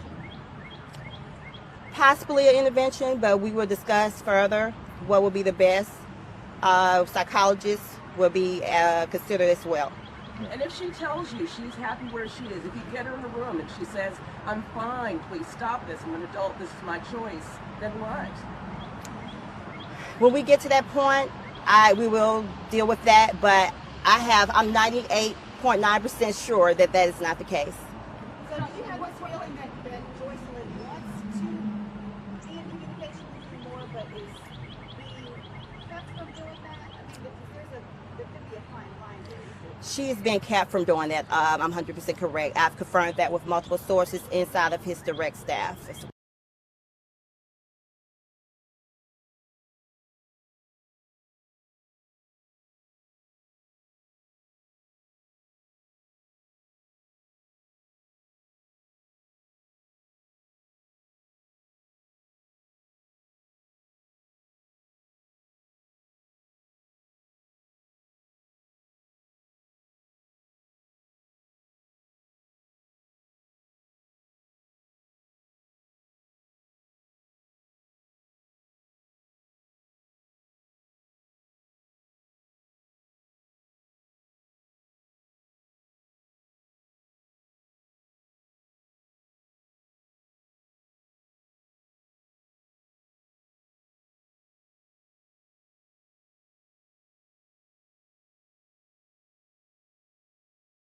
Can get on here and talk about it because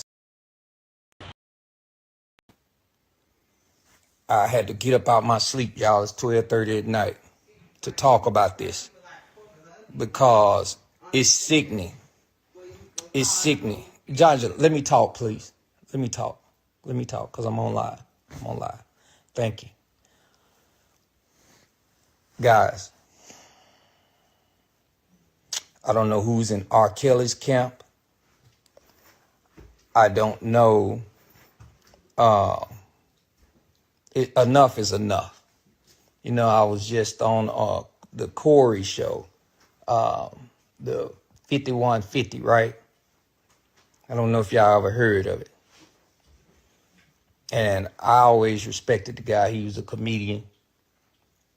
But, you know, Rkelly goes on there from jail. He sings his song to let Corey know who he is. First of all, he shouldn't be on there talking like that. So he gets on there, he sings the song. And then he tells Corey that he was set up, I guess, by Tashak.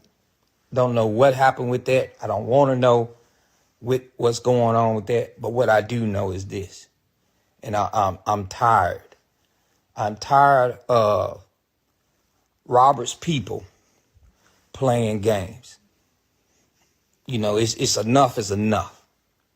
If they really want to, let's settle this once and for all. Somebody get in touch with Sharon Wimbush or whoever his lawyers is, because obviously the man could not speak when he was at court. When I was up there in New York, the man wouldn't talk. He wouldn't say anything. He wouldn't do anything but sit there and tap his hand on the actual desk. But when he get all these charges pending against him, it's the 5150 show. When he get all these charges pending against him, that's the Corey show. Now he wants to talk in jail when he's got 30 years. Then he's got another 20 years. You know, we can settle a lot of things that this guy is putting out, and they need to put him to bed. I want somebody from his camp to make it happen. I don't care how we do it. But at the same time, in the same place, I will visit wherever he's at, what jail he's at. We could be in the same room or next to the same room. I don't care what it costs me. But here's the deal. I want him to sit there. And if he can't do this, he can't stand up and say, yes, I put myself out there right now, and put himself on a lie detector test. Because I will put myself on a lie detector test, first of all. The savages will put themselves on a lie detector test to make this happen. Because I'm sick of the bull crap that this man is putting out there. Because I'm willing to sit in front of him, and I'll pay for the lie detector test myself, and put him on a lie detector test, and put me on a lie detector test, and see who passes on all the questions. That's what, not just me, my wife, me, Jocelyn, and Robert. I'll pay for it personally. Let's make it happen, Rkelly camp. Since y'all believe in y'all so-called hero, let's make it happen. Let's do the lie detector test.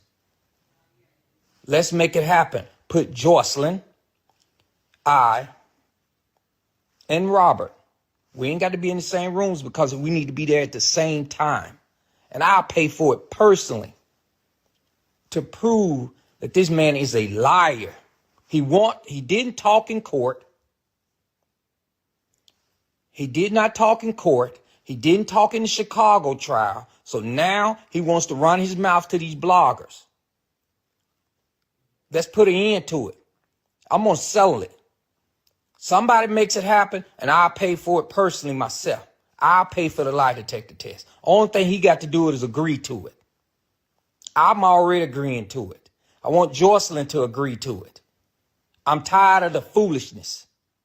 Let's put this to bed, because at the end of the day, this is how mess is started. Mess is started when people do not want to tell the truth. It's sad.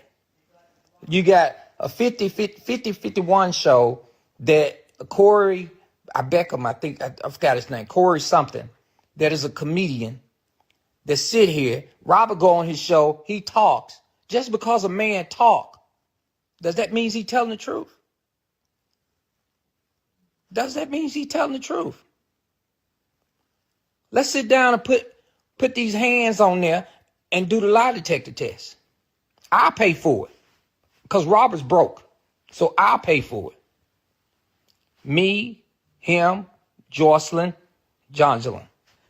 Let's put the lie detector out. I'll pay for it. I'll fly her wherever she got to be at. I'll make it happen. Only thing he got to do is agree to it.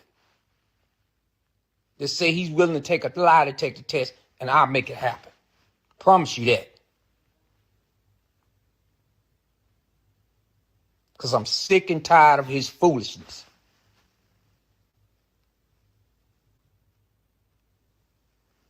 Because you know what? He cannot pass the lie detector test. Jocelyn cannot pass the lie detector test.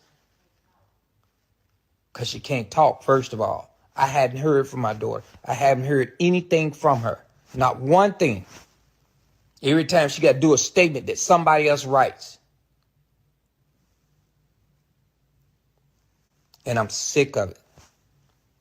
Because it doesn't make sense, guys. This got to stop. This man used his celebrity power or whatever he think he has. And he's like Osama bin Laden. He goes and hides himself in a mountain and then he reach out to whoever he wants to reach out to and then try to, get somebody with maybe 1 million followers or 2 million or 500,000 followers. Oh, put this out for me. And then once they put it out, then you stir up a lot of mess that is not true. I'm not taking up for no Tasha K or none of that mess. I don't want to have nothing to do with that mess. What I do want is this man to put himself on a lie detector test and I'll pay for it. Just that simple. Him, Jocelyn, me, Jonjolyn. Somebody in his camp need to make it happen. It's just that simple.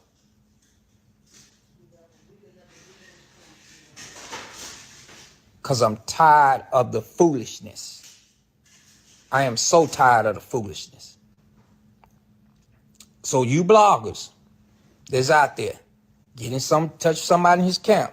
Get in touch with his cousin, Levi, get in touch with somebody. I am tired of the mess that this man is not telling the truth. He's hiding in rocks like he go and talk to this person. Go talk to this person. Go talk to this person. Stop going talking to people and put your stuff out there on facts and do the lie detector test.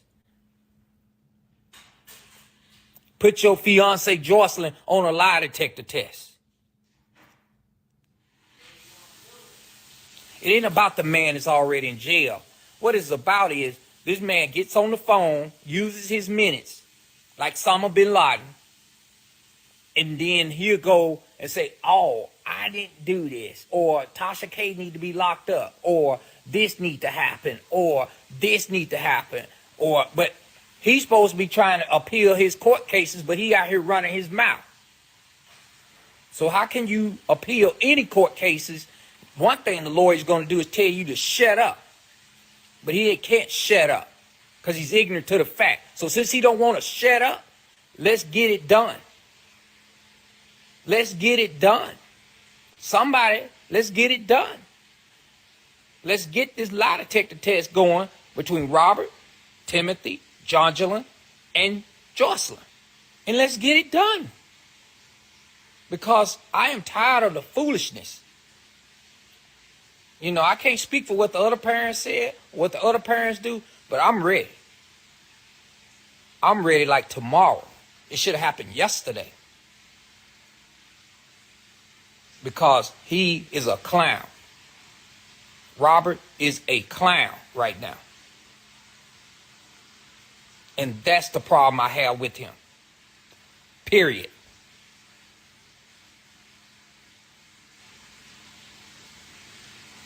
It's just so uncommon of a person that just cannot give these victims their time to heal, including Azrael. Give these victims their time to heal. She was underage. Give these victims their time, bro. You going out getting on, I don't even know how you even doing it, but you're getting on certain people's lives, talking, stir mess up, get their mind all screwed up, like you telling the truth and you're lying. It's just so not of coming. If you want to leave yourself a legacy, put yourself on a lie detector test and put Jocelyn on a lie detector test, and I'm there. Just that simple. I am there.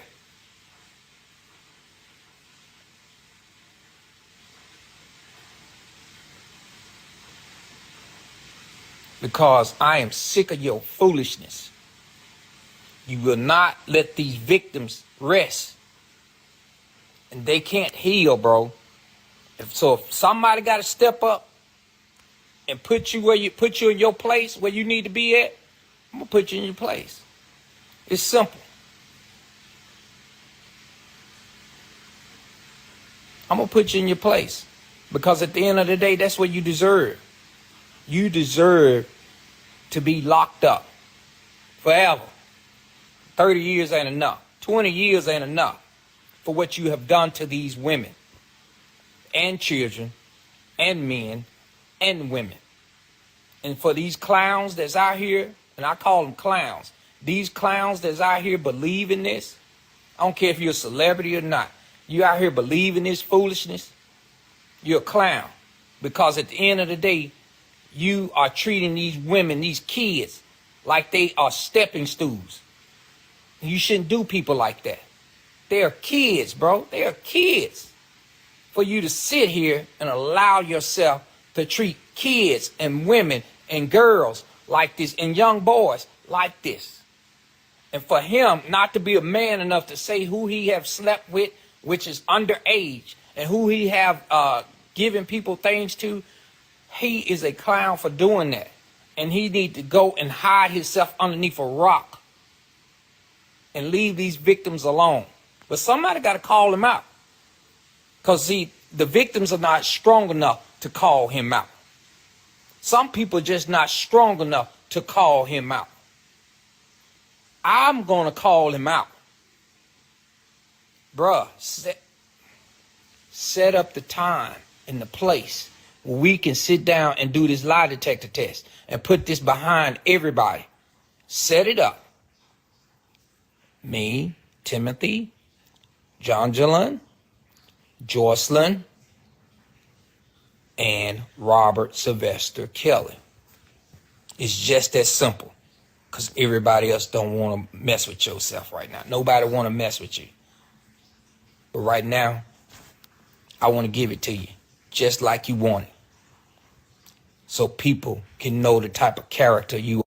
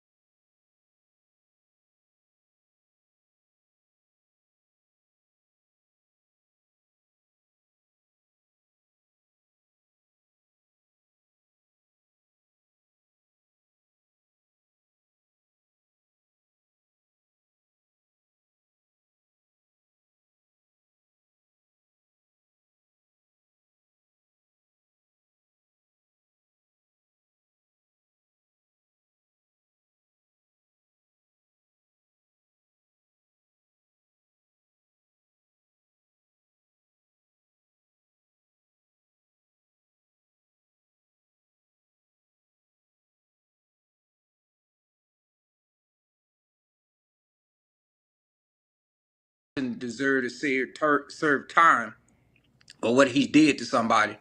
But if you're out here putting your child in a situation that put him in a bad situation, and you knew this, you know, you shouldn't have. This man shouldn't be serving the time that he's serving right now, all the time.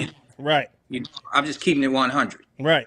Because at the end of the day, we shouldn't have this. We should not have someone going on here that has put their child in a bad situation and then claim that their child is a victim. Clearly, these texts are not saying their child is a victim. These texts are not pointing their child and putting them in a bad situation. They put their child in a bad situation. Period. And I'm happy for you reading this. Yes, sir. And hopefully you can get some clarity. Right. And hopefully on both sides, whether it's Rkelly's side or the victim side, they can actually see that, like I said, it's a bad apple, and we need to cut that bad apple off. And they really need to be exposed. And hopefully this will help both sides of the fence. Like I said, I, as a parent, want to make sure my child was fine and okay, and make sure we still haven't heard from our child yet. And we still haven't heard the whole truth. Now, once we hear the whole truth from our kid and learn everything we need to learn, then we'll move accordingly. But right now, we have not. Hopefully, that will happen in the near future. But right now, what I'm hearing and what I'm seeing and what I know that was in the court documents, you can't falsify stuff like this. This is not something somebody made up or the government made up. These are actual records from his daughter's cell phone. So we, as people who have supported Angelo in the past, I've stood up for Angelo in the past, but these records show otherwise. And we have to hold these two people accountable at all costs for what they've did. The law is just like it is. Donald Trump is not above the law. Angelo and Alice Clary is not above the law, period. And if Rkelly people realize what's going on here, Dana J, or whoever is supporting Angelo, if they are,